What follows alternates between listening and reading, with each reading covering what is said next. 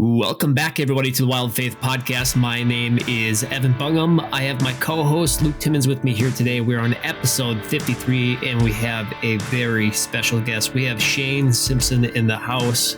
He's a turkey legend in the woods, and he's a fellow local Minnesotan, and he's got a lot of wisdom that he's going to give us today. So, Shane, how are you doing today? Doing good. Well, all I can say, it's almost turkey season for me. That's right. There you go. What's that first? What's your first state you're traveling into? I'm going to Florida, and I wasn't planning on going to Florida this year, but my daughter wants to go there while she's on spring break, which is the week before it opens. And so I was like, if I'm gonna be down there, might as well. Might as well. When in Rome, scratch the itch, right? Have you been down there before then? Yeah, I was down there last year. Mm-hmm. I got one down there last year, and then I've been down there quite a bit over the last, 15 years Nice. or so. So you've killed a couple of Osceolas then? Yeah, I've gotten a few. My daughter got one, and my buddy Doug that I hunt with, he's gotten a few while I've hunted down there. I've missed at least one. So out of all the subspecies for the Grand Slam, which one would you say is the hardest? The two easiest are Rios and Miriams. So it come down obviously to the Easterns and Osceolas, and I think Osceolas they're the more difficult just for the fact they're not harder to hunt. It's just access. Yeah, I mean you got to go all the way to Florida, and there's a bunch of other people, but the birds one-on-one. I'd rather I think sometimes it's easier for an Osceola because I've had a lot of success with those birds. It seems like whenever I can find one, they're fairly easy to work into the call. They don't act like a pressured Eastern, Which is interesting. I would have figured you would have thrown like maybe Easterns 1, Merriam's 2, but maybe that's just from the diversity. I've only hunted Merriam's, Rios, and Easterns. I've never hunted Osceola yet, so on the list. Merriam's. No offense to anybody that hunts Merriam's and Rios, they just seem too easy to me. I mean, part of the advantage though also is open country out there. Yeah. So the way I call it is you're always in the game, even if you're not within gun range of a Merriam's.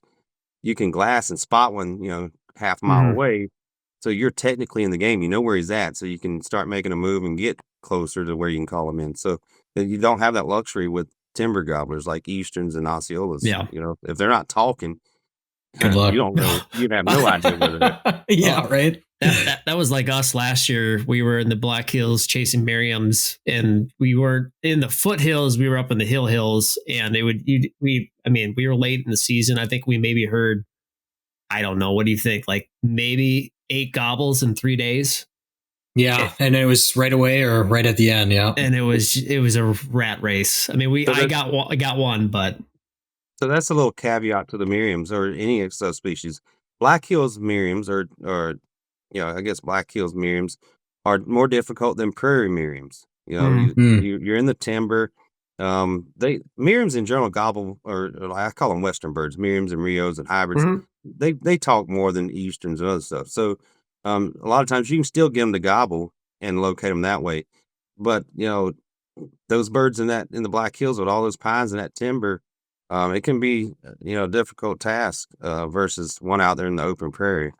Yeah, they're speed goats. That's all I know. It'd be you'd hear one gobble and all of a sudden they'd be a half a mile away. Or it's a different bird.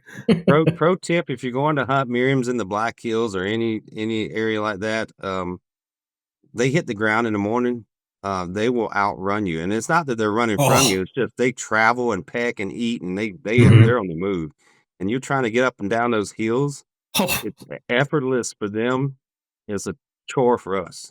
Oh, yeah. Evan and I, we've talked about it on the pod before, but last year, it would have been like the last day and a half. We were chasing this one time, like literally that whole day, and then the next half a day around this mountain, basically in the Black Hills. Just he was just doing a lap around the mountain the whole evening, and we'd get him to gobble. Be like, all right, we're going to sit down. He's going to come right here. And then he's like a half a mile on the other side. And we're like, what in the hell? Where did this bird go? We eventually got to a point where I put him on the opposite side and I sat on the opposite side and we just waited for him to circle around and then he dropped to the bottom. Yeah. Yeah. You gotta do your best job predicting where they're going to go. And that almost worked out for me. The last time I hunted the Black Hills, we were on this bird. He hit the ground that morning, had hens. They went straight down to the creek. I should have known to be down that way. He just followed the hens down there to get a drink of water. We tried to circle around on them, and then they were going back up the hill. I was like, oh, they're going back to where they started. And we made a mad dash and got back around there. Unfortunately, we met them at the same time. They were cresting the hill, and they flew away. Had we just stayed tight, they would have just went and got the drink of water and come right back up. You know, he was acknowledging me. The hens were acknowledging me, and so sometimes you just make foolish mistakes like that. Yep. So we want to dive in kind of the nit and gritty and just kind of, we want to figure out your story and kind of and more about you. So if you want to just break it down for a little bit, just how you got into hunting, how you became obsessed with turkey hunting, and maybe just from where you're from and where your roots are and stuff like that. So I'll hit the bullet points because I don't want to bore people too much. So, born and raised in South Carolina. My dad didn't hunt. He was a long distance truck driver. So he was gone all the time. We owned 50 acres. My family did, and growing up in the country, obviously it's natural to want to get out there and explore and hunt and fish. Basically, self-taught myself, how to turkey hunt. Reading and whatever. I will add this part. My first turkey call or mouth call, I guess my first turkey call, because I didn't know how to turkey hunt the first time I started. I just went out there with a gun and wandered around. And I ran into this guy on the public that butted up to our private. And he was like, what are y'all doing? And me and my brother, and I was like, we're turkey hunting. He said, what are you using for calls? The whole spiel. And he found out we had no idea what we were doing. He said, in his little pack, he had some brand new mouth calls, and he gave us each one. He said, nice. Hey, practice to learn how to use this and sit down against a tree, et cetera, et cetera. So that was my first introduction to turkey calls, and the first one was a mouth call. And I read as much as I could and continued on. I think that first year I killed my first turkey. And then from then on, it was every year I was getting better and better. And I hear people talking about they got into turkey hunting and they go 4 or 5, 6 years without and still haven't killed one yet. I couldn't imagine that. I would have probably given up by then, but kudos to those guys sticking with it. Anyway, long story short, at about the age of 14, which I was fairly new to turkey hunting still, I bought my first camcorder, started filming just my family hunting, dove hunting, deer hunting. I didn't film any turkey hunting for some reason. I just went out there and hunted them. Eventually, I ended up here in Minnesota, and I'm from South Carolina, where you could kill 5 birds in one season in a month. That's back when, it used to be a bird was 5 limit for the season. Moved to Minnesota, and the bag limit was 1 bird, and you had to pick 1 week to hunt. They had like a month and a half, but you got to pick 1 week period for the people not in Minnesota. I'm like, this is not going to work. There's no way I can limit myself to 1 week in the woods. So I started looking for people to allow me to tag along. And I wasn't looking to call for anything. I just wanted to tag along and video their hunts.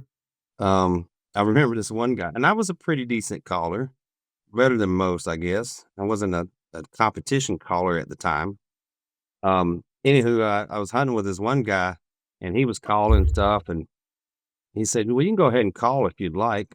And he hadn't heard me call yet. And I started calling. He said, man, I'm going to put my calls away and let you do all the calls. I said, okay, if you'd like.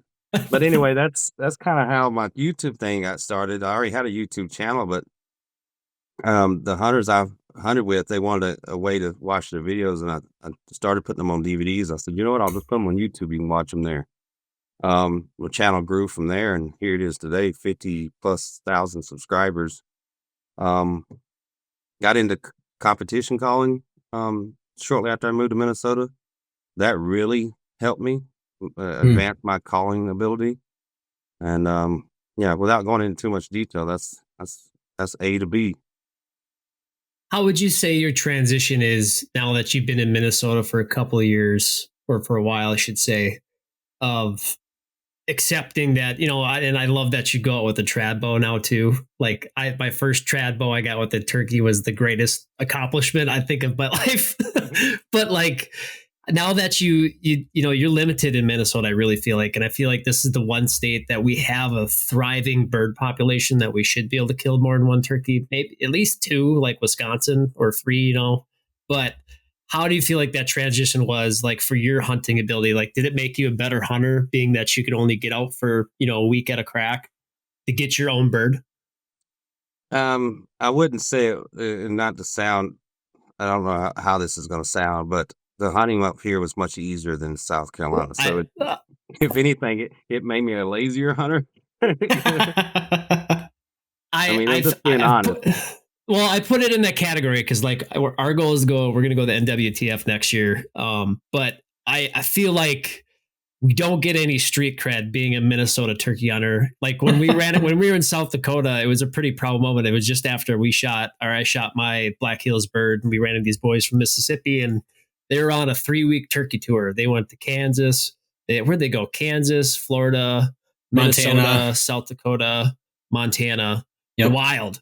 And, coming that we're talking from Minnesota, I just feel like we have no street cred in the turkey world, where it's just like, yeah, you guys are hunting farm birds. Yeah, well, the state in general, I guess the turkey hunting population and turkey hunter population in Minnesota as a whole doesn't get any street cred, but there are a lot of great turkey hunters up here that I share the woods with, and they are great woodsmen and whatnot. So I'd say that segment of the turkey hunter population in Minnesota is smaller in relation to, say, the Mississippi. Almost every turkey hunter down there is a diehard woodsman. So yeah, I mean, and I'm seeing it change though, because turkey hunting in the big picture is relatively new to Minnesota versus like down south. I mean, they've been hunting them since the 30s or 40s down there, or earlier. When it got legalized here, was it in the 70s or close to 80? I'm trying to think, because I know we did that on our podcast last year. We talked about the introduction of turkeys, because I want to say we did a deal with like Missouri to swap out walleyes. Yeah. And then South Dakota swapped for pheasants and et cetera. But I think the first season in Minnesota was like in the 70s, maybe mid to late 70s. But even then, it was so limited on who can go. There was lotteries and stuff. Yeah. That it didn't get to where the entire Minnesota population could hunt until probably close to the 90s, or something like that. Even when I moved up here in 2008, there was still a lottery. Yeah. I went to some of the early meetings with the DNR where they discussed changing the seasons, getting rid of the lottery, increasing the bag limit to 2, because now the population had exploded, was in almost every part of Minnesota. I was initially for that 2-bird limit increase, but part of me has reservations. I noticed over the years that it seems like all the 1-bird states have such great hunting, and I'd hate to see it turn into what South Carolina has turned into. South Carolina's a desert, for turkeys compared to what it still a 5-bird limit? No, it's down to 2 or 3 now, and then I think like non-residents got to pay a tremendous fee to hunt it, which I wish states would quit punishing the non-residents. The non-residents are a drop in the bucket to the number of hunters in each state. Like 1%, 2% of the total hunters. But that's a story for another day. But if anything, in Minnesota, I like Wisconsin's plan. You know what the success rate of a turkey hunter is in your state? Like 20% success rate overall. There's guys that are 100% success rate, and some are just 0%. So the average is about 20%. And so that if I'm gonna just use fake numbers here, if the state issues 100,000 permits, turkey permits, not a hunting license, like in the South, you get a hunting license and you get 5 permits with it, or 3 permits. That's crazy. All states should copy Wisconsin's model. We have 100,000 permits. We know that 20,000 birds are likely going to get harvested because of the success rate. So we'll sell 100,000 permits and stop at that. if Minnesota would look at that and say, okay, our success rate is 20%, but we only want, you know, 10,000 birds killed. So we'll sell half as many permits, and then 50,000 and 20% is 10,000. Is that right, math? Yeah, I believe so. But you see my point. Instead of Yeah. selling tags or licenses to every hunter, sell permits, and that's why Wisconsin can sell so many permits and still maintain their population. And Yeah. it makes guys like me happy that want to hunt for a month and a half, and then the guy over here that just wants to maybe hunt for a few days and then start fishing, he's happy too. It works out for everyone. I think that's very well said. And so, what is your typical year for like your turkey tour? Like, are you hitting usually 3, 4 states? Are you sticking So close to home, or? a lot more than 3 or 4. The last couple of years, because I launched that track wrap with my Mhm. friend. That's eating up a lot of time, money, effort, stuff, and so I don't. And well, when you hear the numbers, it's not a tremendous impact. Like I typically hunt about 10 states a year, 10 or 11. And the last 2 years, I've hunted about 7 or 8. So I mean, and I've confined them to the Midwest. Minnesota, Wisconsin, Iowa, Nebraska, South Dakota, Michigan. They'll say Wisconsin, I think so. Mhm. That area there, and then I may hit 1 or 2 states down south. Where before I would hit 3 or 4 states, south and middle of the country, and then all the states around here. Um, so it's backed up a little bit right now because of the app. But this year, if I draw a Mississippi permit, I'm waiting for the draw results to come out. I'll hunt Florida, Mississippi, then I'll come up here and just concentrate on Minnesota and neighboring states, Iowa, Wisconsin, etc. Awesome. So, kind of diving into a little bit more of like turkey hunting in specific, and kind of getting the nitty and gritty of that. Break us down a little bit on. And I know we haven't talked about this on the podcast before, and we'll get in the calling a little bit, but we just really haven't had anybody to talk on this note. But I want to talk about turkey body language and just kind of being able to read turkeys, because I feel like there's an art to that takes time in the woods and to build that woodsmanship of where, if you got a gobbler that's hung up at 150 yards and you hammer at him and you're watching him, or same thing if he's in maybe sub 80 yards and you're just watching him react to your calls if you're calling at that time. Could you just speak a little bit on like turkey body language? Yeah, I'll try my best. I mean, there's little key things I could detect when I know they suspect something's up. Um, the most obvious, most common thing is the wing fold. They when they walk around, you're looking at the back of the turkey here. I'm the ends of the wings, and they're walking kind of relaxed away from you, or the way I'm demonstrating. Mm-hmm. All of a sudden you see them go fold their wings. One will come up, and then the other folds on top.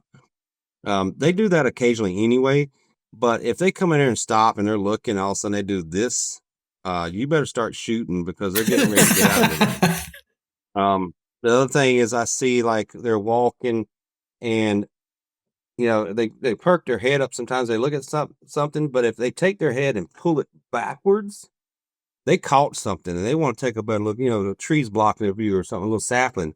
You see that sometimes that's a telltale sign. They saw something that maybe they didn't like too much and they're trying to get a better look at it. Their snoot is a good indicator. Mm-hmm. If you see it, it may not be hanging real far down. It may just be relaxed slightly. But if you see it just kind of perk up real quick, that's another sign that they suspect something. I'm just giving you all kinds of signs of where they are suspicious. Those are indicators. Other than that, I mean, as long as they're just doing normal stuff, pecking and walking. Yeah, another one that may indicates being suspicious. They just stand there frozen and stare. They don't move their head. They're just stand there. They see something and they're waiting for it to move, and it may be you. But if they just stand there for a long period of time just looking. They obviously saw something. They're keeping their eye on it, or they're frozen because they don't want to see that Yeah. predator or whatever see them move. But most times they're watching for you to move. Is there anything with head color? You know, you see them. I mean, I've seen them come running with white heads, red heads, mixture of blue and red and white. Yeah, I see that, and I really have no answer to that because I see people say, "Oh, my," when they use decoys, they sell decoys with the solid white one. That's Mm-hmm. the dominant gobbler. Mm-hmm. What I've noticed with head colors, um, the turkey gets out there, the gobbler does, and he gets displaying, and his head's red, white, and blue. And sometimes he gets so worked up in his displaying, or there's a hen there that his all the color will flush out, and he'll turn white. I don't think that he's turning white because he's the dominant. I think he's just really worked up. They're from what I've read and best I know, all that color is controlled by blood flow to the head. Mm-hmm. And so, as the blood changes, the flow changes, the colors change. I know that, like, I've seen a gobbler that's maybe kind of irritated or upset. I've seen their head just solid red, from top to bottom. So, I don't put a lot of thought into it really. Like, a gobbler's coming in, I don't care if he's white-headed or red, white, and blue. As long as he's gobbling and he's coming in, I'm okay. So, in kind of getting off of body language a little bit, and this is a particular problem that we have on one of our family farms that we have back home. How do you deal with jakes? You got a farm that's got a ton of jakes, and you're picking through jakes to get the toms, and you're getting jakes that are running off toms. How do you avoid the jake posse? Just wait till next year and they're 2-year-olds and then start That's right. There you go. Yeah, I've had that occasionally where gobbler they've ruined hunts where gobblers coming Mm-hmm. in. I hear gobbling this way. Um, this was years ago in South Carolina, and I was getting ready to shoot that gobbler, and all of a sudden he turns around, takes off running. I'm like, "What's he running from?" And then the birds I heard gobbling this way was a pile of jakes ran Mm-hmm. right by me, and they kept on going. I never saw them again. Oops, I hit a light here. Um, then this past spring, this video is going to be dropping. I think it drops Sunday, this coming Sunday. So, when is this podcast dropping? I think, what is it? 2 weeks? So it'll be out before this podcast Yeah. drops. Yeah. Yep. Um, anyway, I had a gobbler come in, and so I'm not ruining anything unless you haven't watched the video. Basically, a gobbler came in, and I wasn't able to get a shot on him. He started to drift away because he suspected something. And this time they got Jake's help because I kept calling to him. He was gobbling, and these Jakes heard it, and they come in around to our right. And when he saw them, he went to approach them to fight them off or do whatever. And he passed right by me at 20 yards. And Oh, so perfect. they helped in that situation. But yeah, you just got to deal with it. I mean, unless you want to fill your tag with a Jake, then that's totally fine. But just enjoy the fact that you have a pile of Jakes there. Yeah. There you go. No, that's good. Yeah, it's always I don't know. Our farm is goofy and then we have a lot of birds, which we're blessed to have, but it's always a conundrum some years of where we have a surplus of jakes, I will say, where it's like, all right, we got to sift through the Are you jakes. hunting fields? Are you hunting fields or timber? We have a really good mix on this particular farm. I'd say it's probably about 50-50 of timber to the field edges and fields. It might be beneficial to get into the timber where you can call a little bit and not make a huge ruckus to attract the jakes, but the gobbler may hear you and come in quietly, Mhm. and where he doesn't get hounded by the jakes, and then you can get them that way. Out in those big open fields, seems like those jakes are always hanging around the edge. As soon as a gobbler comes in and he wants to breed a hen, then they pop out and there they go chasing them off again. It's Especially later in the season when they start really filling their oats. Oh, Hmm. they're fun to watch when they fight. Like, we dropped a video. I think this was it last year? Yeah, last year. And these two jakes. I mean, this jake had its other jake's head literally probably 3/4 of the way in its mouth. I didn't even know a turkey's jaw opened that much. And they're just sitting there locked up on one another, and they did the turkey dance, and they spun around for probably, I don't know, 150 yards and just kept going and going. They came right in front of the blind and did the same thing, and then they split up and then they locked up again. It was just, it was funny.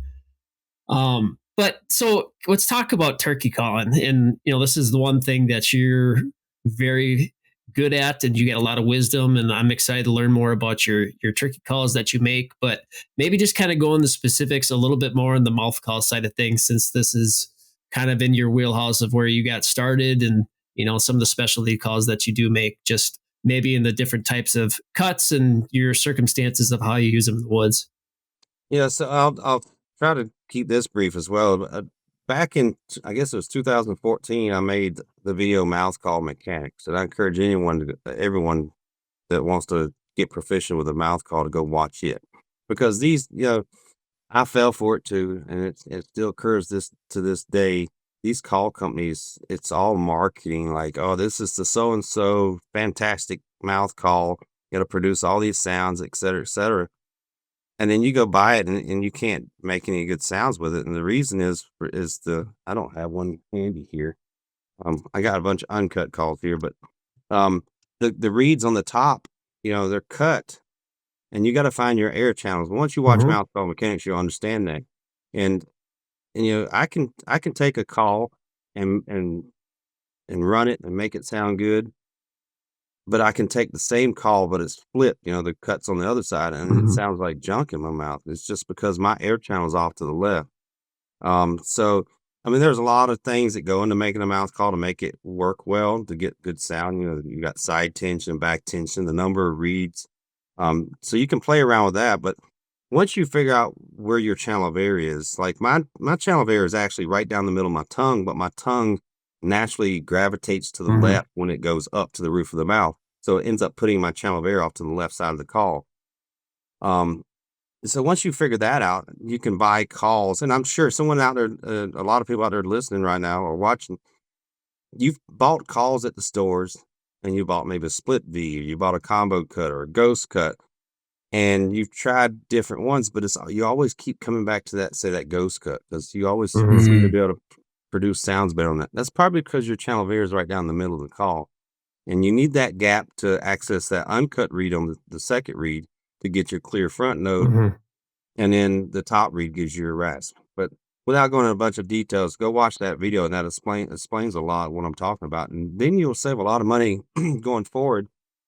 Concentrate on spending your money on buying calls that match your airflow, but from maybe different manufacturers. You want to try different manufacturers and not buy 10 calls from every manufacturer.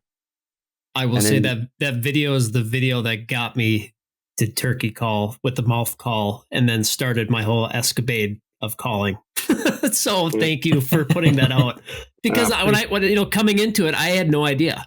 And then I would always buy like a right wing cut, back cut, and I'd buy 3 calls and they wouldn't work, because I'm similar to you, where my channel is off to the left, a little bit more in the middle, where I can get away with a ghost cut or like a bat wing cut. You can do both sides, but like trying to think of, I was just looking on your store, but I can't remember what your left wing back cut. I can't remember what the name of it that you had for it, but like the combo cut, it's called a reverse combo, or Prodigy L.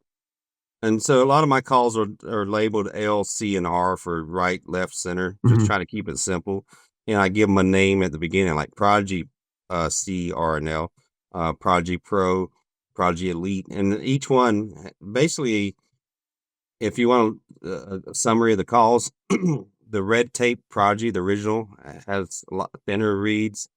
It requires less air. It's not that it's an easier call for the beginner. I don't believe in beginner calls. I believe it's just for your taste. What do you like? Do you like a little less air to the operator call? And it produces good soft stuff. And as you move to the white tape, it's a little more tension, a little thicker reeds. The blue tape, which is my Prodigy Pro, even more thicker tape, and even more tension. And that's for really aggressive calling. My style, I love to call aggressive cuts and excited yelping. But I've gotten where I can still produce some of those softer things I need to do. I'm not big on soft call. I do it a little bit here and there, but aggressive is my go-to. What's your one call, if you could pick one out of your mouth calls that you run that's in your mouth all day? Last year I'd ran the Prodigy L, the Prodigy Pro L, almost the entire season. I talk around, like this year I'm intentionally going to run multiple calls in each one, because I don't want, what happens is people see me running the Project Pro L. They're asking me what I'm running in the video, and they go and buy it. I'm like, no, you don't need to buy what I'm running. You need to buy one that matches your air. Get the Project Pro R. You know, I try to make each one in the series, the C, the R, and the L. They're made identical as far as tension and the read. It's just the gap is cut in different locations. So if you like the Project Pro L that I'm running, the sound I'm getting, get that Project Pro, but buy one that matches your air channel, the R or the C. But this year I'm gonna mix it up. I'm gonna run the Batwing 3-reed Batwing the 3-reed reverse combo, the Project Pro L, the Project L, the Project Elite L. You know, I'm gonna mix it up so people can see that the sound difference I'm getting with each one, and then they can make up their mind from there. How long will you? Or go ahead, Luke. Oh, sorry. I was just to say, for someone, you know, because like for me, like I'm pretty novice, I guess, if I could, you'd say for turkey calling. You know, how would you go about, just real quick, like how would you tell someone how would you find your air channel? Like, is it first thing, and I'm going to come out with an updated mouth call mechanics video. Yep. And I'm gonna use footage that I filmed years ago inside my mouth, and I may even record some new stuff. If you go to my TikTok account, it's pinned. The very first pinned video shows inside my mouth my tongue forming that channel there.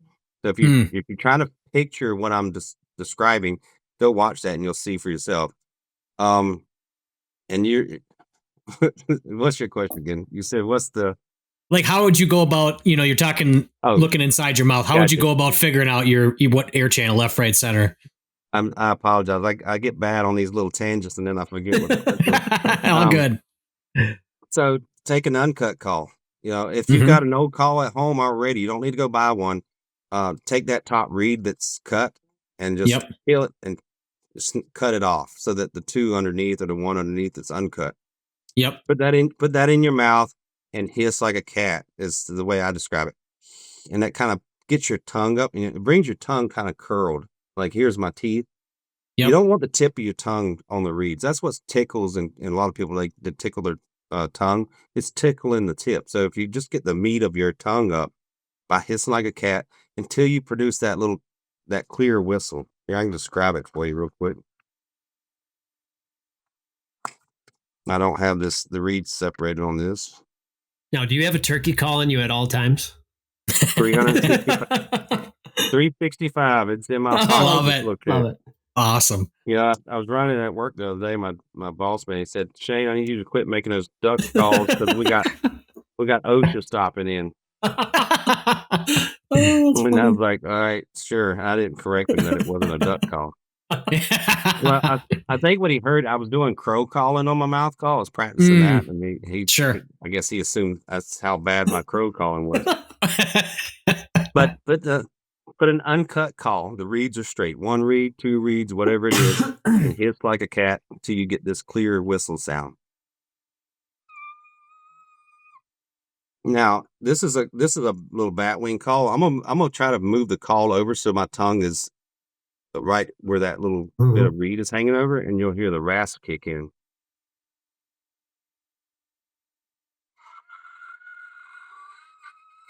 So right there, I slid my tongue over and you hear it hit that clear. So that's why you want to use an uncut call so you can get that clear note. Once you do that, get a mirror or a flashlight or something and look in your mouth and hold your mouth open slightly and try to see where your channel varies. You don't necessarily need to do that. If you got like, I sell a kit that's a mouth call mechanics kit. It has a call that's cut to the left, one in the center, one to the right, and an uncut. So once you get down the technique of making that whistle, then you try to get a whistle on the other 3. You're probably going to get rasp on 2 of them and a clear whistle on 1. That means you're accessing that cut area. You found the cut that works for you. Now you, like, say if it's a ghost cut, now you know your channel varies down the middle because you can get a clear note on that. And then to get the rasp, you basically do the whistle again and then just slowly relax your tongue as you continue to blow air. And you'll see in that video that I have on my TikTok, my tongue, that little channel widens as I relax my tongue, and then it starts vibrating the reeds on top. I mean, they're sitting still as a whistle, and then and you get that rasp. So it goes.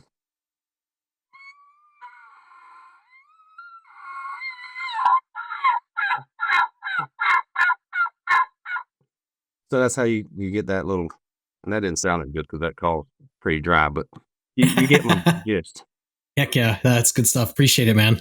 How long will you keep a call? Like, will you run a call and absolutely just run it broke in completely, or is there like a set time where you're like, because I feel like I can get with that me where it's like if I wanted to do really soft tree yelps and stuff, like one of my most broken calls is probably best for that. But like sometimes they get those hard Yeah, yelps and yeah, the call will start to break down, and I'm just theorizing here because latex is an organic material, free sap. Your saliva is trying to digest whatever you're eating and putting in your mouth. And I think the combination of it getting with saliva and then getting dry and the reeds start to deteriorate over time. Your soft calling is affected last. And that's probably why you can, and they call it a break-in period. I can use a call right out as soon as I make it, but it does get a little extra something as it gets a little time under it. And I don't know if the reeds are starting to tighten up a little bit or thinning out a little bit. I can tell when a call is starting to go bad though, as I'm running. I call aggressive a lot. Like I said earlier, I keep 2 or 3 calls with me at all times of the same one, some extras. And I guess I can go to like the first month of the season calling a lot. And then I'll notice one day I'll start to try and cut and it'll get what I call pippy. You'll start hitting these really high pitched notes in the cut. And I'm like, okay, that call is starting to get to its end of its life. It's time to swap it out. And so I usually go through about 3 to 4 mouth calls a season. If I'm running the same one, like last year, I run that Prodigy Pro L most of the season. And I think I went through 2 or 3 of those. I need to buy more turkey calls. I have so many already, but it's like I've just never really thought about that. And it's like for me, it was always a point where it's like a call would get to a point I could never replicate the sounds again. And then I'd go buy the same call from, and I actually just got 2 of your calls today, but like I'd go buy, I won't name brands, but I'd go pick up a call and hoping it would sound the exact same. And then it was just different. It was never the same, And it's possible to get that. I mean, there's slight little variations, but what I do, and I should suggest you do and others do, is I don't just put a fresh call in there. I may run this call for about a week, and then the next week I may run the second one. And I may not like it at first, like, okay, the other one was it's a little bit better quality, sound I'm getting out of it. And that's just maybe because it's broke in a little bit. But I will give the other one some time, while I'm like walking and calling, cutting, just to get some, I guess, give the call some hunting time. And then put it back in the case, put the other one. That way, when the other one starts to fail, I already have one that's kind of primed a little bit. I'm not putting a brand new fresh call in right when the other one fails, or if I lose the other one, because I'm notorious about killing the gobbler, having the call in my cheek, and I have a camera set on self timer. I'll say, "Hey Google, take a photo." Whoops! I hope my phone don't do that. But anyway, I'm posing with the gobbler. Then I realize I'm calls in my mouth, and I spit it out. Oh no! I'm gonna smile, and you see a blue thing in my mouth. And then I forget to pick it up later, and I get back to the truck, and I'm like, "Oh, that call was sounding great," and I just spit it out in the woods somewhere, and I forgot to pick it up. That's funny. So kind of walk me through, and we could go through the whole gamut of your calling sequence from morning to afternoon, but I'm more curious on just kind of your breakdown on what people do wrong when they're calling the birds. I think there's that aspect of calling too much, but also understanding the situation that you're in and how to call to it. Oh, there's a lot of ways I can take this directions. Number one thing I see, and I'm just basing it on videos I see online. So obviously I don't know how people call that don't have videos out there. People call with no rhyme or reason or for what the sounds they're making. It's almost like they're not even trying to communicate with the bird. They're just they're fishing. They're throwing out every lure. They're throwing every call out there. They're yelping, and then they swap to clucks and purrs, and then they yelp again, and then they cut a little bit. It's like, what are you trying to tell the turkey? You need to visualize what you're trying to say, And obviously it's going to come with some experience and whatnot. You can't expect anyone just starting out to know what all that stuff means. And then the other thing is, practicing to get better with your sound. I've talked about this on other podcasts, so I'm not going to go down that road too deep, but when I hear people say, like they say, I call too much to a bird on the limb, on a roost in the morning, and I have a great success with that. And then they'll comment on my video or something, man, if I did that, the bird would shut up and go the other way. Okay, but you got to give some context. How bad is your calling, let's say, or how good is your calling? Yeah, I'm just being realistic. No, for real. Absolutely. If you're a crappy caller, maybe that's why they're shutting up and going the other way. Or maybe you're doing all these clucks and purrs. If you're comparing apples to apples, I'd have to be there calling to the bird you're hunting, and I'd have to be there calling, and then see what happens. That's the only way to really compare. So, be realistic in those comparisons there. But yeah, I think the biggest mistake is if you're new and you're not great at calling, don't call a whole lot. But like when I first started hunting, and I wasn't good at calling for many years, I didn't call a tremendous amount to those birds. But as I've gotten older and more experienced and more proficient with the calls, and I think they sound fairly realistic, my confidence in calling to the birds has gone up, and I've seen my success rate go up. That's really good. And so kind of go down the rabbit hole of your competition calling now, because you said that was a key kind of for you taking your calling to like that next step. And we watch, we watch all the people that do like the natural calling at NWTF. You'll see them go around and hit up like the kids and stuff that are doing it. And then obviously like you'll get your grand champion and all that stuff. But just kind of take us through that and just that experience and how that made you a better turkey caller. So let me ask you two this. How have you practiced any calling this season or this year? Mouth calling, box calling? Yep. When did you start? When did you start doing that? Fall, and then probably about 2.5 weeks ago for spring season. Same way I used to be. A few weeks before the season, I was getting excited. I'd pick up the calls and I would play with them a little bit and practice with it. When I started competition calling, there's always a season, whether it's turkey season or calling contest season, and you better be practicing most of the time. And I think what really helped me is I'd go to a contest and, they pick randomly 5 calls. They get plain yelp of a hen, kiki run, clucks and purrs, or whatever the call is. And I noticed you got a score sheet from all the judges and they would critique. Some of them put notes like, this wasn't so good or whatever, and they give you a low score. So I took those score sheets and I'd go back and I was like, instead of practicing every single call, I'm going to just work on this cluck and purr that I got 4 scores on. And so that whole year I was working on that call for most of the time. I was working on my other ones until I got it to where it was really good, and then the following year, then I would work on the next call in the lineup. And maybe I got those scores of that cluck and purr up to 19s. The highest you get is a 20. Maybe my excited yelping wasn't so good. So I'd concentrate the whole year on that. So I would focus on one call. I have this happen a lot. Of people say, hey, could you critique my call? And they'd send me a video. I'm like, sure, send me a video. They send me a video and it's, yop, yop, yop, yop, yop, yop, yop. And I'm like, which part do you want me to critique? If you want me to critique your yelping, send me a clip of yelp. You see what I'm saying? People are too focused on, and I was guilty of that, trying to improve every call at the same time. You should be focus orientated or whatever. You should be focused on one specific call and work on that until you improve it. But that's really good advice. And calling contests, because of that, that's where the mouth call mechanics originated from. Because I was practicing all the time, I went from making sounds that was like rap, rap, rap to I hit that clear note one time. And I'm like, oh, I hit it. How did I do that? And I was talking to Scott Hook. Used to be with Hooks. Used to own Hooks. He passed away a couple of years ago. But I was talking to him on the phone. He was the first most called up. I was like, man, I hit that front end note, and I don't know how I did it. And he's the one that suggested I hiss like a cat.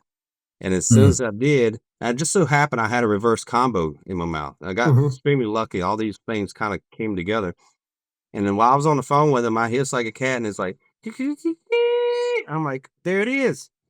And I was like, I gotta go. Because I was going to practice. And then like the following year at Grand Nationals, I done figured out a lot about this. I looked at my mouth, I saw the channel. I'm like, I wonder if that's the way everyone is. That's the reason some guys are good callers and some are not. We haven't figured that out. So at Grand Nationals, back there with a lot of the top callers, and a few of them actually volunteered to, I went back and say, hey, can you run a call and open your mouth slightly? And I was kind of looking up in their mouth and seeing their tongue and form that channel. I'm like, it is. These good calling is a result of knowing the cut and where your channel of air is. And so that came about when I discovered that. I said, I gotta make a video about this. I gotta share this with the world. This is so cool. It's gonna save people so much money. Yeah. I was wasting money every year on a bunch of mouth calls that I end up in the trash. Is there people, would you say, I mean, like comparing to like pro athletes here, which is kind of it's a far stretch, but like, you talk about everyone's kind of limited to what they have to work with, what God gave them for where your channel of your ear goes through and just your calling abilities. Is there people though that you've seen throughout the years for calling that can just kind of do it all, that have everything you could ever want to be, for talking mouth calling, Yeah, there's some people that just have a knack for it. And I know that like I hear this a lot amongst the competition callers. It tends to be people that have a musical ear tend to do better in calling contests. If you look at like the top people that place in Grand Nationals all the time, some of them play musical instruments, guitar, some of them sing, I used to play in the band. I used to play drums. I used to play the trumpet. Nice. I'm a pretty good karaoke singer. A lot of people would like to hear. I wouldn't say I have a great musical ear, but I seem to have, I don't know, a little bit of an ear for music. Yeah. And what sounds good. I think also it's just a knack, or God-given knack or the ability to pick up things like that easily. And then I think also it's a drive to get better. Calling contests gave me that drive to get better. Had I not ever entered calling contests, I'd still be the mediocre caller I was all the way up until 2009. That's good. Now, some of that's because like I'm at that place right now in my calling world of where it's like I got to that point with my dad and friends where it's just like, oh, well, you're good at calling, you call, like I'll just hunt, but there's that fine line of where, it's like anything. It's like golf. Like you only get better if you golf with people that are better than you, or it's like anything like that in life where it's, to get that wisdom. So I appreciate all that of, pushing yourself to call beyond, year round and just practice one thing at a time. That's like the best advice I've ever gotten for turkey calling. Yeah. And I say this all the time. Don't just practice producing the same sounds you're already producing. You're just practicing. You're practicing becoming proficient at bad calling. If you're just constantly producing the same sound, experiment with the call. That's one thing I did, because I was in a contest caller.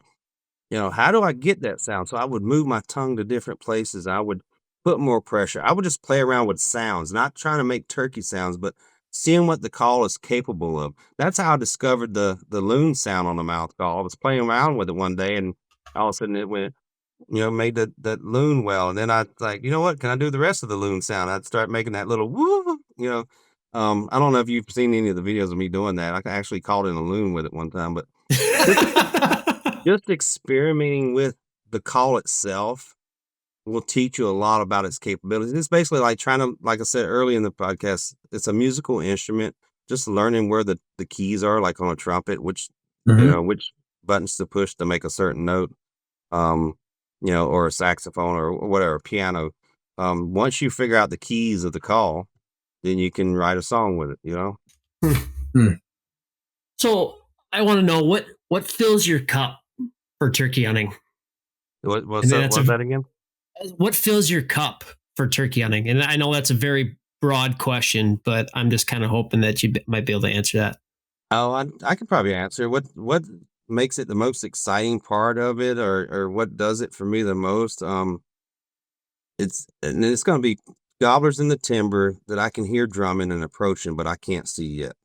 I just posted a video of that about The title of it's I nearly had a panic attack or something. I knew these birds were coming. They gobbled initially, but then they were coming in, they were drumming, and it ended up being multiples, and it was fooling me because I'd hear drumming over here. They were just over a little rise, and then I'd hear drumming here. And so my gun was doing this the whole time, and I was like, I couldn't breathe. I was like, oh, he's drumming over here, and you can't hear a lot of that in the audio of the video where I'm trying to breathe, and my breathing is labored a little bit. And I'm like, man, I'm about to have a panic attack. But it Got was the so turkey exciting sweats. because of that. Yeah, that's what was so exciting, knowing that at any moment I may see them or I may not, but I knew that they were there, and it was just that soft drumming that I could hear. Those types of hunts do it for me. I mean, I like turkey hunting in general. It's really fun for me, but obviously that's why I do it so much. But situations like that, man, it doesn't get any better for me. Are you still taking a lot of people out? Or are you now, since you're running so many states, you're kind of tied up for time? No, I've been taking ever since I started accompanying people. It's been like that every year.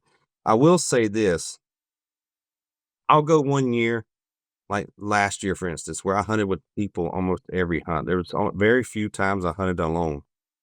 And then after that season, I have this feeling of I didn't get enough me time. Hmm. There's something about being out in the woods by yourself, just enjoying it.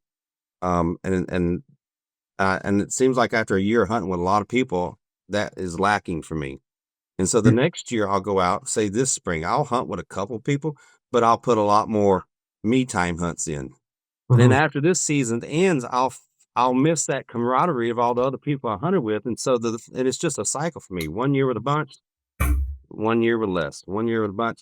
Um, if I could ever just figure out how to hunt 1 year with with people and half without, then I'd have that little balance, but it never works out that way. Right.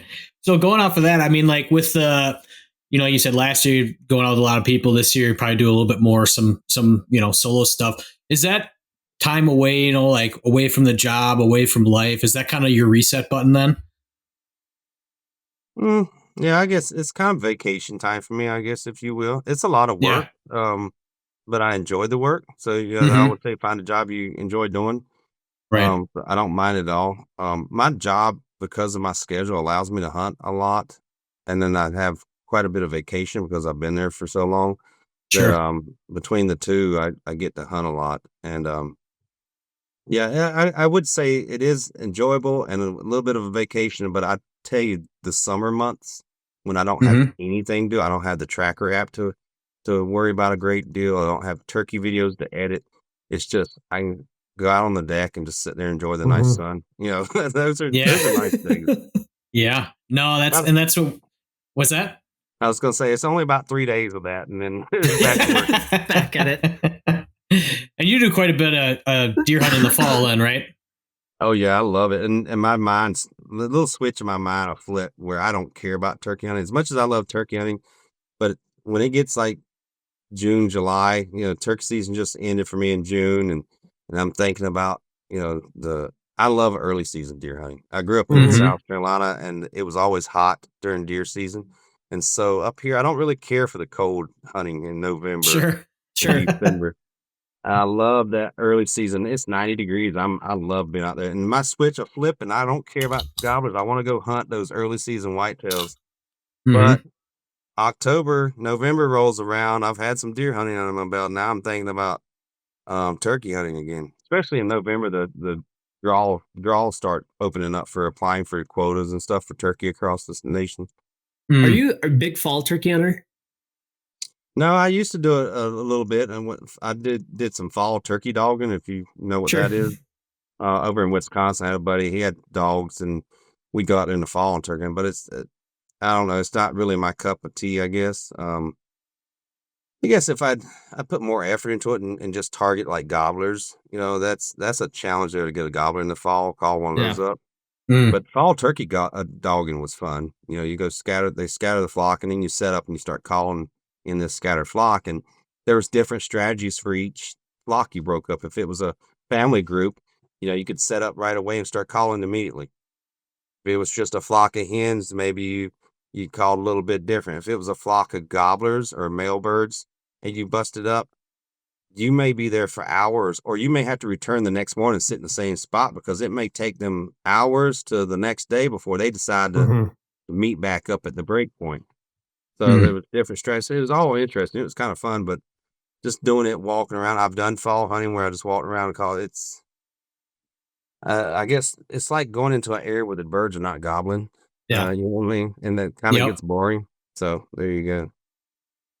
So give us one story, maybe the one that got away or like your funniest turkey fail or just a memorable moment that you've had where it's just not haunted you, but it's stuck with you to this day where you've learned something from it. The one that stings the most, and that's probably why I remember it so well.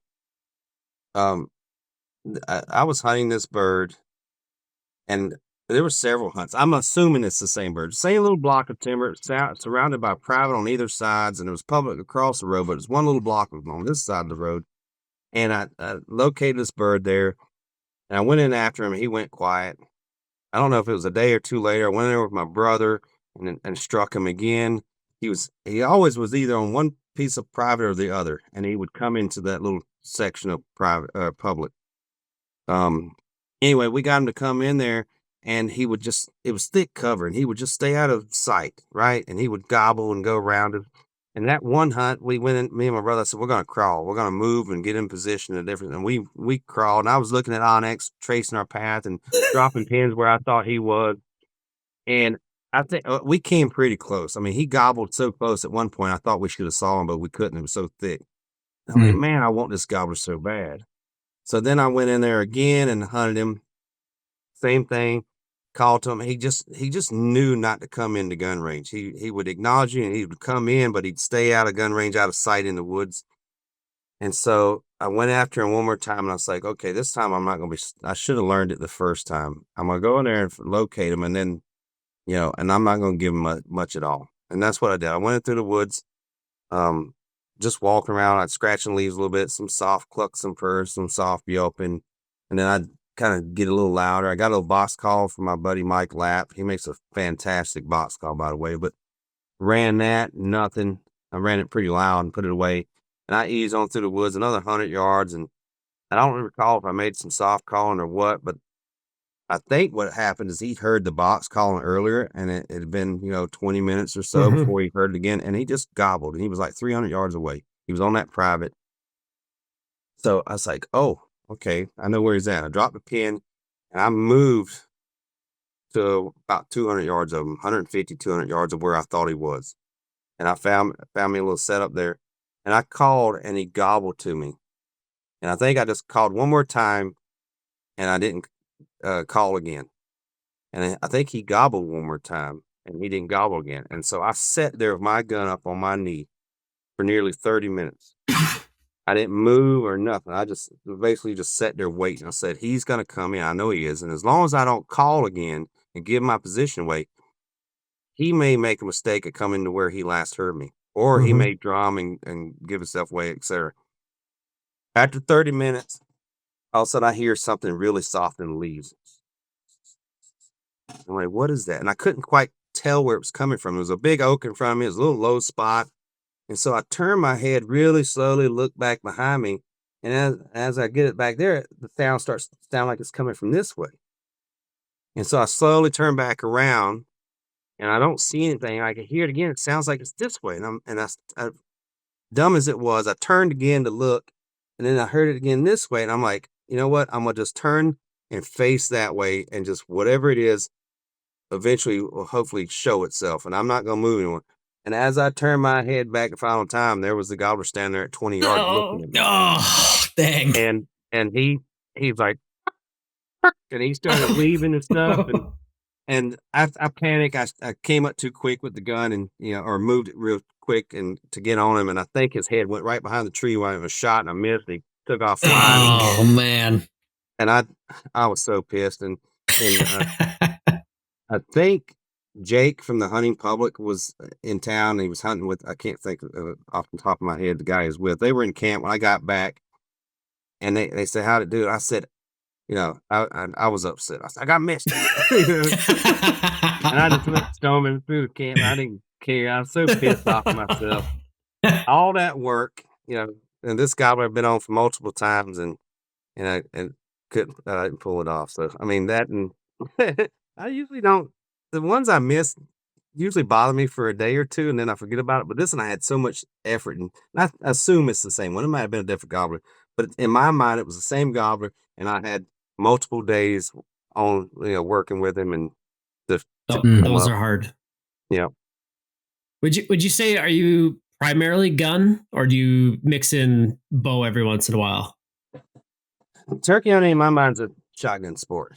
Yeah. And I'll describe why, because, say that hunt right there, and say it was successful. The bird walks into 20 yards. I'm not looking around, and I shoot him. There's a boom and it's over. There's an explosion. It's like the fireworks went off.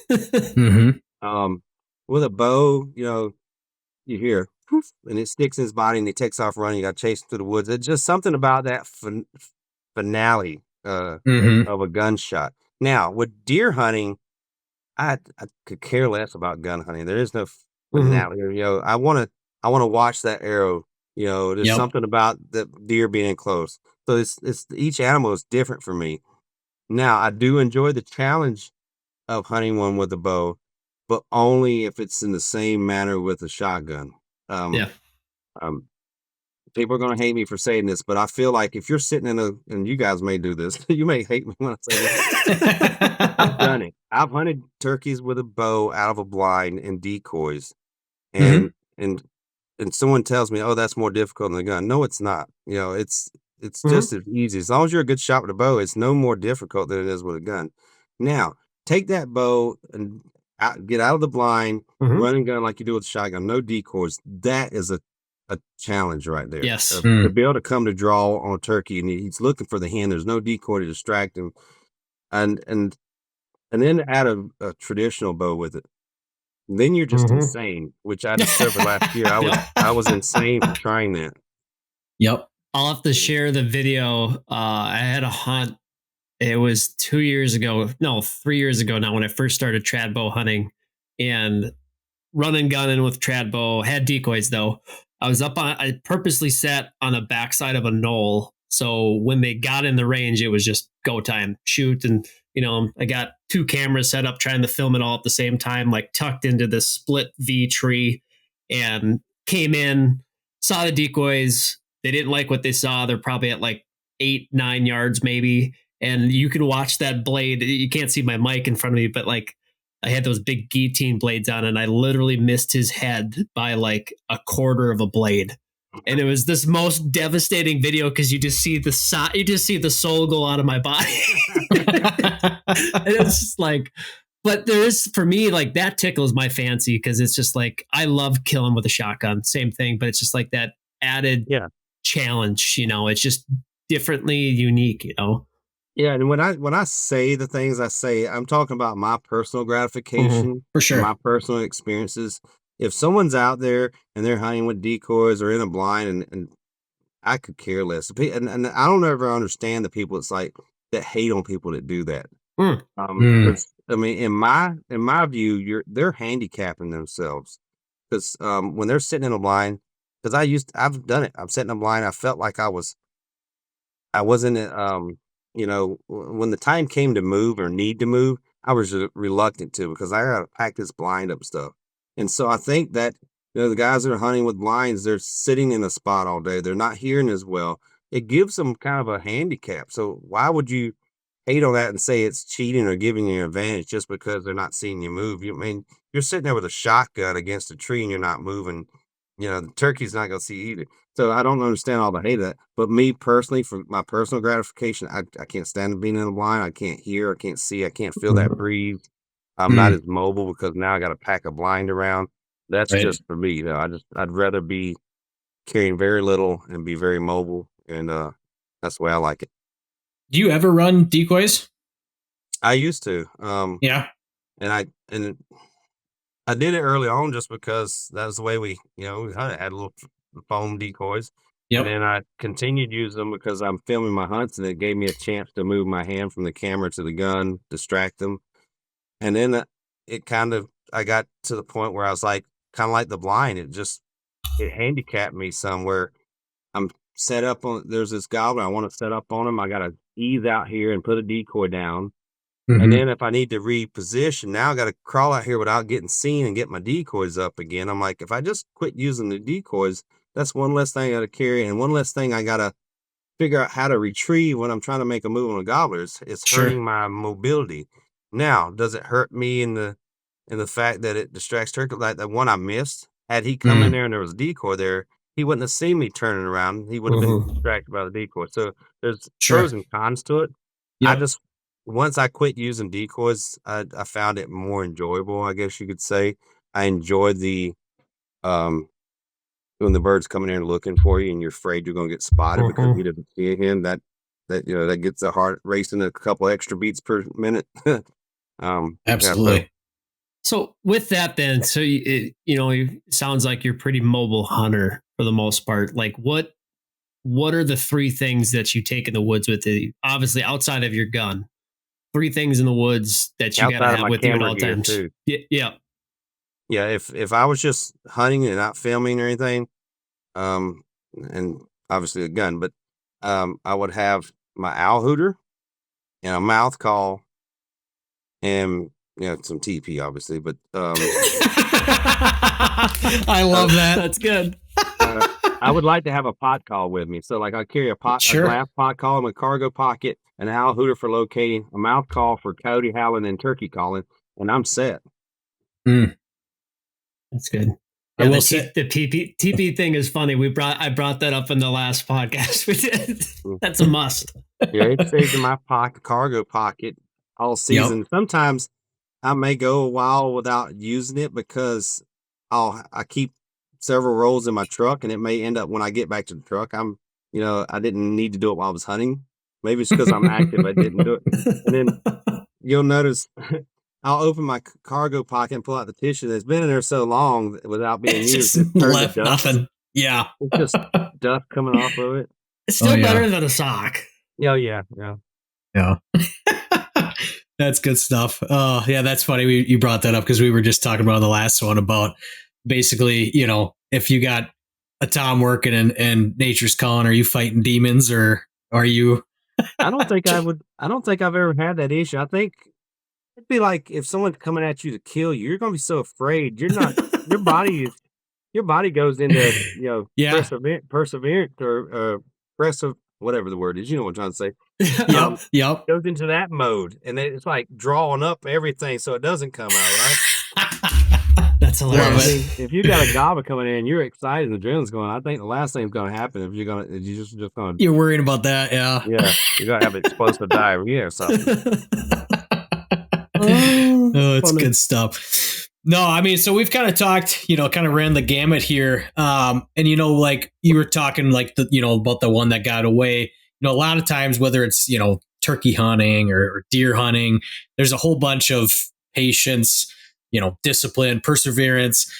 What sort of parallels do you kind of see with that, with like within your own life and within kind of your own faith journey? That's what's tough. You caught me off guard. I thought we were talking turkey.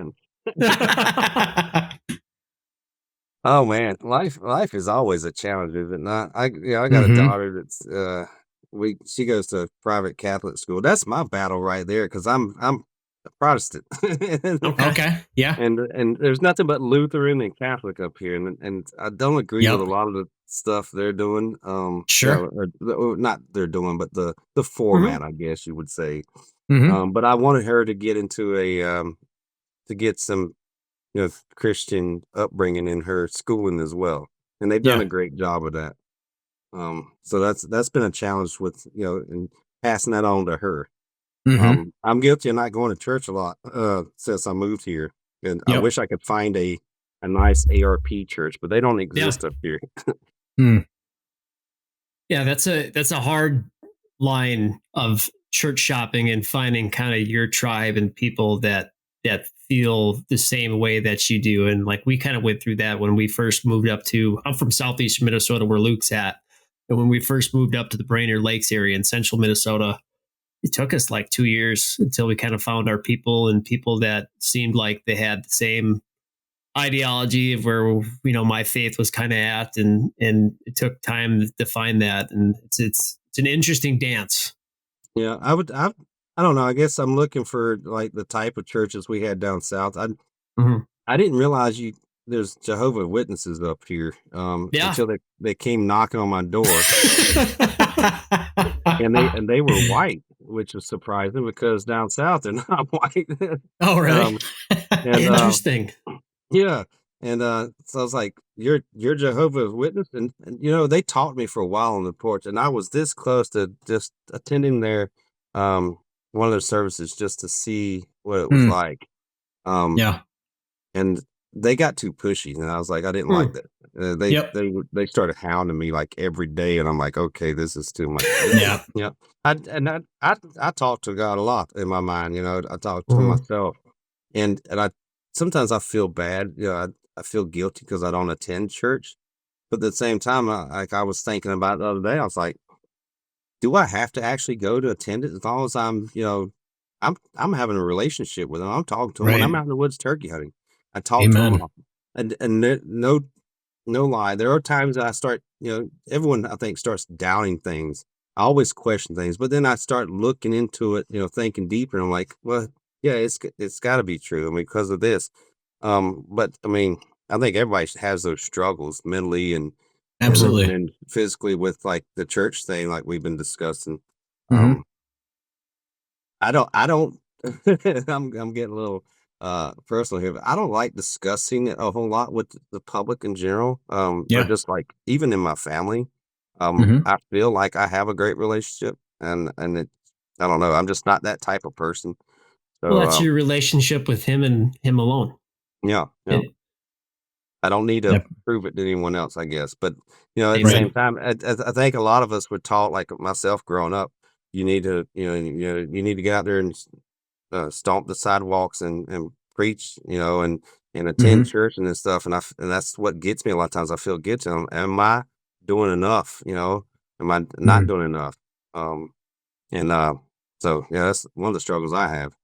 Yeah, well, and like you said, I think, like if you have that relationship that you're building between him and you, he knows your heart and mind and where Hmm. that's at. But for me, like the woods is the great equalizer, and that's where some of that comes out naturally. Where if it's Evan and I, out in the Black Hills chasing turkeys, or if it's somebody that I'm over, by goose hunting or duck hunting or whatever it is, you like somehow it just seems to come like that faith piece just kind of seems to come out naturally when you're in that setting.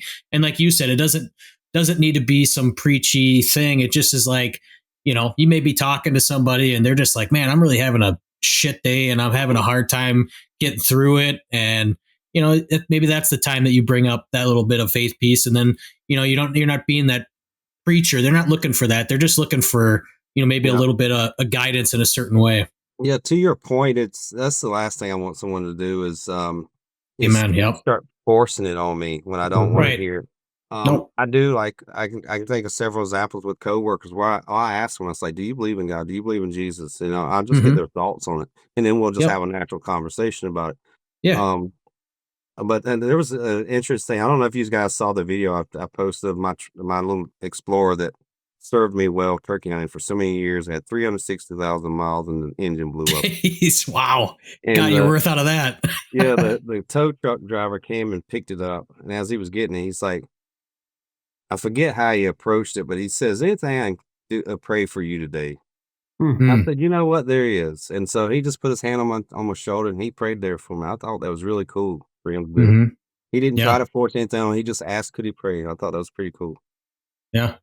That's pretty. Yeah, that's powerful stuff. It's that's like going back to like stuff in the woods too. I mean, like it is funny though those moments that you get caught off guard like that, and it's just like, wow, kind of look up in the sky and it's just like, yeah, there's something. It's definitely Oh something yeah, there. yeah. I mean, this is. I'll tell you real briefly, and we can move on from me about it. But one of the things I look at, you have atheists out there, and they're like, oh, there was a Big Bang, and I'm Mm. like, well, Mm. what came before that? What existed before that? if you believe in that, which sounds really absurd, why wouldn't you believe in God just made that happen? He popped, and that was the bang. Um, Mhm. think about it like time. When did time begin? There were all those things right there. When I start really deep thinking about all that stuff, it just tells me there had to be an intelligence that created us. Mhm. It wasn't just nothingness and then pop, we're here. That Mhm. just seems Sure. so absurd. No, that's true to that. So, and this is a fun bit now. So, Luke, I'm gonna let you take it with this. But so we like to always close it out with just like some rapid fire questions, and then we typically end up going on multiple tangents. That's pretty typical. So, Luke, I'm gonna go ahead and let you kick it off. Yeah. Okay. Am I required to give rapid answers or? Uh, Whatever comes to your mind, man. yep. So it's you're burning some tire tread. What's that early morning gas station food and drink go to? It's just a sweet tea, no food. Okay. I just need a sweet tea first thing in the morning to wet my whistle. Yep. I've been trying to get into drinking water. I used to drink Mountain Dews and I quit that. It's too much sugar and too much other stuff. Sure. Sweet tea is like the next alternative. It's mostly water and a little bit of a little bit of sugar. But Yeah. and then one in my bag. No, I can't eat first thing anymore. I have no appetite. So Yeah. it's usually lunchtime before I eat. Okay. For sure. And all right, I got one more, and it's only because you brought it up about being somewhat of a musician yourself. So you mentioned you're a karaoke singer, and on occasion, if we're sitting in a bar and it's karaoke Friday, what song are you singing? Pearl Jam Black. Oh, Ooh, man after my own heart. Gosh, we could go down a rabbit hole on that one. I've seen him twice. I went over to Milwaukee, and then my folks and I went down to Jazz Fest in New Orleans and saw him. And buddy of mine in college got me hooked on Pearl Jam, and yeah, that's great song. That's the song I sing the most. I haven't sang karaoke in a long time, but that was the one I sing the most, and I'll never forget it. I was at a bar. It was a bunch of my friends, my brother, and some other friends. Yeah. And I was up there singing, and they told me after I got down from it. But right when I got through singing that song, they were over there, "Go Shane!" They were screaming and hollering. And I got down, and the guy that was the most vocal, he said, "Man, I did not realize that was you." He was playing pool. He thought it was the jukebox playing, and he thought I was like, "Really? That's pretty cool. That's a good compliment." and even more so because that, Eddie Vedder, that's a tough guy to sound like, you know what I mean? Yeah. He probably had a few too many beers is what it was. It helps, right? Yeah. Go ahead, Evan. All right. I got 4 for you here. So first one, so I'll just drop the scene for you. It could be 2 ways and you might have 2 different answers for it. And that's okay. So first one, it's been a hard hunt. Turkey hunting, you grinded it out for, let's say, 3 days. You're on a 4-day trip. You're on your 4th morning. You're filming all your hunts, and I respect you for doing all of that and for the content that you give to us people. But you're on your 4th morning. You got a bird coming in. You're having technical issues with your camera. Are you slamming that bird and not being able to get it on camera, or are you eating a tag because you can't get it on camera? There's an easy answer for that. I have multiple cameras, so there you go. Yeah. So I'm still shooting. Those cameras I have a 360. I have 2 action cameras. I have a main camera. One of them. So how many cameras are you running for just one hunt, live action, for turkey hunting and deer hunting then? So when I'm set up on a turkey hunt, once I'm working a bird, there's at least 3 cameras rolling, sometimes 4. There's 2 the little DJI Osmo action cameras. Mm-hmm. One's usually pointing the direction I think the bird's going to come from, just in case he's out of frame of the main camera. I have a 360 cameras capturing everything in case one slips in behind me. And then sometimes I put one kind of aiming right here back at me I can talk to, like, see you see my face when I talk. For deer hunting, I try to run a 360 at least to capture all of it, and then I have at least 2 little action cameras pointing down and to where I think a deer might get shot. And I don't run my main camera up close. I just have it handy where I can film deer at a distance. Sure. Because I'm gonna shoot them at 20 yards, and the action cameras are gonna get me shooting them. That's actually smart because that probably takes out the stress. I think of all the times when you've got a buck coming in, you're panning the camera and you're like trying to get your elbow into it. Or yeah, I was asked that question recent podcast. I don't know if I was asked it, but we got talking about what's more difficult, and I said filming a deer hunt, from an elevated position, bow hunt, is more difficult because you move the camera and then you got to draw before he gets out of frame. Where a gobbler, you got a shotgun. I guess if you're bow hunting for turkeys, then that gets really difficult. But if you're comparing my deer hunting to my turkey hunting, the deer hunting is more difficult. But I've made it more easy or easier by doing what you said, what I just described, just getting rid of that camera arm and trying to do that. So I put the camera away when one's getting close. Now all I got to do is draw and shoot. So this next one might cause some ruckus. So what state, in your opinion, has the best turkey hunters? The best turkey hunters. Just for, you've met so many people, so I'll be very, very curious. You a couple answers. Arkansas has the most poachers. There's a reason I say this. There's some great turkey hunters out of Arkansas. Don't get me wrong, but everywhere I've traveled, when there was something that happened illegally, somebody getting busted, and one where my buddies actually witnessed it, it was always Arkansas tags. I don't know what it is for those guys down there. Maybe because they don't get to hunt as much as they like with the seasons and the number of birds, but they seem to be the biggest. That state produces the most poachers. I have no scientific information to back that up, other than what I've witnessed. The best turkey hunters, man, Mississippi's got some damn good turkey hunters, and I don't just mean like good turkey hunters skill wise. They're good people, man. Everyone I meet in Mississippi, I've passed people in Mississippi and they recognize my vehicle and they pull over, and they stop, they just want to talk. Even strangers, like Mr. Caves, I've hunted his property. He didn't know who I was. We were sitting in the Hardee's eating breakfast while it was raining, and he got talking to us, and he ended up opening his property for us to hunt. I've met a lot of great people in Mississippi, just good people. So, yeah, I mean, like the guys we ran into, turkey hunters and great people. I just remember the guys that we ran into in South Dakota that one day, and man, they sat and we talked for probably an hour and a half, and you guys still have Luke and his brother hasn't killed a bird yet, and daylight was burning. Like, well, we love this conversation, but we gotta go. We gotta go, bud.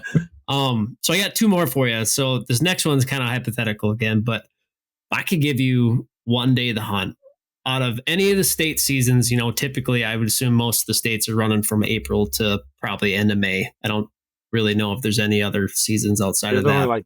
Only like two to open in March. Most open in April and like you said, yeah. But if I could give you one day, one state, where are you going and what time? What day are you going? May 12th to get it done. May 12th, Minnesota. Okay. That I've had more success in the 2 or 3 days plus before and after that in Minnesota than anywhere else I've hunted. The birds, it's a late season here. It's green up like I like it. The birds I don't know if they're starting to lose all their hens or what, but I've had some phenomenal hunts. We killed 11 gobblers in like 7 days one year. Jeez. Wow. Have you got to hunt them in the snow a couple times then, being in Minnesota? Yeah, May 7th. It was 12 inches of snow. It was like 0 inches that night. And as I was driving there. When was that? That was like 2014, 2015. You're close. 2016, 2015. Okay. Yeah. It was a freaking blizzard. And the guy I went to hunt with, he had a little ground line already set up, and I was like, thank God, because it was cold and windy. And we trudged across this snow in the dark, which it was pretty bright because how it is at night with snow. It looks like daytime. But we got there. Birds started gobbling on the tree like 300 yards away. He had a hen with him, and these winds were whipping. And we already had a foot of snow by then. The snow was starting to taper off, but that hen decided to come to my calling, and she pitched out a tree and she started flying to us, and she was mostly like gliding like a vulture, and she'd flap a few times to fight the wind and then just sit there in one spot. And she finally made it to us and landed, and then went to the other side of the blind out of the wind, just hunkered down out of the wind. That gobbler, he wasn't so bright. He flew down and landed below his tree, and it started to walk to us. It took him over a half hour to get to us, and he would take it's amazing now, a foot of fresh snow, a turkey can walk on top of it already. But he would walk a few steps, and then his weight, he'd go through the snow, and all you could see was the top of his body. And he put his wings out and get his feet and get up on top of the snow again. And it took him forever to get to us, only to get shot. So I felt bad for him. I don't. I've hunted.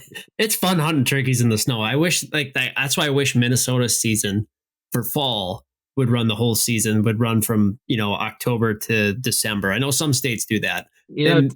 I would probably enjoy that too. Just I don't like hunting spring. I think to me, I guess growing up in the South, spring is turkey hunting is a warm weather sport. Mm-hmm. So I don't like it when it snows up here in the spring. But I could dig, having going out there in the winter and cutting a set of gobbler tracks and then, trying to get on them and call them in. So that would make it interesting. Mm-hmm. So last one for you here. And if you could take one person turkey hunting with you, dead or alive, who would it be? I don't think anyone's ever. I mean, I've seen that question posed before online, but I've never even thought about who I would take. You can cut this dead time out while I think, if you'd like. Well, there's cue in the Jeopardy music. Cut to that little meme thing. A few minutes later. Yeah. Gosh, dead or alive. Vin Lee, I'd never, he wasn't somebody I knew about when I started turkey hunting, although he's very, especially in Alabama. And I've seen some of his videos. He would probably be near the top of the list. Just a cool factor and see what he was really like in person and learn from him. Man, that's probably not a great answer. I get through with this and I'm gonna be like, that's who I should have said. Yeah. I don't know. My dad, I guess, just because he'd be alive again, but he didn't hunt. I mean, so. But if it's a turkey hunter, I'd have to. I don't know. I have no answer for that. It's a hard one. Yeah. And I just think there's been so many good turkey hunters, and for these younger generations of the kids that are getting into the sport now, it's so cool. And it is pretty cool to see some of these brands are kind of like resurrecting some of this old school style of hunting, back when turkey hunting was really getting its roots in the ground, like you talked about, like all the guys from down in Mississippi. And I just feel like the Southeast is like where turkey hunting started. And then it just slowly crept its way up to I would assume that the, Merriams and stuff have always been in the Northwest. And, we've had Easterns for the most part outside of, like we talked about, they kind of came in like the 50s and 60s. But I think it'd be fun just to get saddled up and hunt with some people that were just first people going out there before they had mouth calls. And then you see all those people and those what are those tubes called? Trumpets? Yeah, those trumpets. And just like all the old, I think that'd be a fun hunt in itself, like doing novelty calls and, but. Yeah, there's a lot of people. I mean, and I'm in a position that I get to hunt with a lot of people already. And I could probably, if I, put some effort into it, could probably hunt with a lot of the celebrity hunters if I really want to. But I don't want to. I'd rather hunt with the average Joe. Like I still consider myself an average person. When I have people lining up in Nashville to meet me and get autographs, it just seems weird because I don't see myself like that. Yeah, I'm the person that's going up to like Will Primos or Cuss Strickland at the conventions and wanting to get a picture with them. There's people waiting to get a picture with me. That's just odd, but it's cool though. So. Yeah, for sure. That's cool. Well, Shane, we just want to tell you thank you so much for hopping on and for just spewing out some wisdom and having some good laughs. And, this is going to be a really fun one to put out for everybody. And we just wish you the best of luck this turkey hunting season. And hopefully someday, knowing that you are a Minnesota native now, that we'll have to line up a turkey on, get it on the books. When do you guys normally fill your turkey tags? I'm in the same boat with you. I'm usually taking probably 7 to 10 people out a year. But I have a kid coming June 5th. So my turkey days this spring are questionable at the least. Well, I will say this: when May comes around, that last couple weeks of May, a lot of times I'm hunting here in Minnesota, sometimes Wisconsin, kind of bounce around, maybe Iowa, or no, they might be out by then. But I'm bouncing around the Midwest here, and there are times when our success is going really well, and the guys I'm hunting with are tagged out, and I'm always like, I remember a couple years ago, I tagged out. The guy I took tagged out. I had another day off from work the next day, and I'm texting people, "Hey, do you still have a tag?" So don't be surprised if May rolls around and my hunters, the people I've hunted with, I shouldn't call them my hunters, my buddies and friends and new friends, have tagged out, and I'm searching for someone to get out in the woods with. Let's go. Hit us up, yeah. Do you know this? Why is the Minnesota? Why are we one of the weird states that we can't guide turkey hunting? Well, you can. You just can't charge for it. Yeah, but that's like, but why though? Be thankful. We don't want that. I don't know. I don't know the answer. But I had a buddy that guides in Wisconsin, and he came over here, and it was a big complaint for him. I don't think it would be a big issue here because Wisconsin doesn't have that issue. It's not like in Nebraska where they lease up all the property. But that's in the back of my mind. That's kind of a fear I have, that people start leasing up. You know how easy it is to knock on doors in Minnesota and get permission, or Wisconsin? I'd hate to see that go away. Yeah. But to answer your question, I don't know. That just seems odd.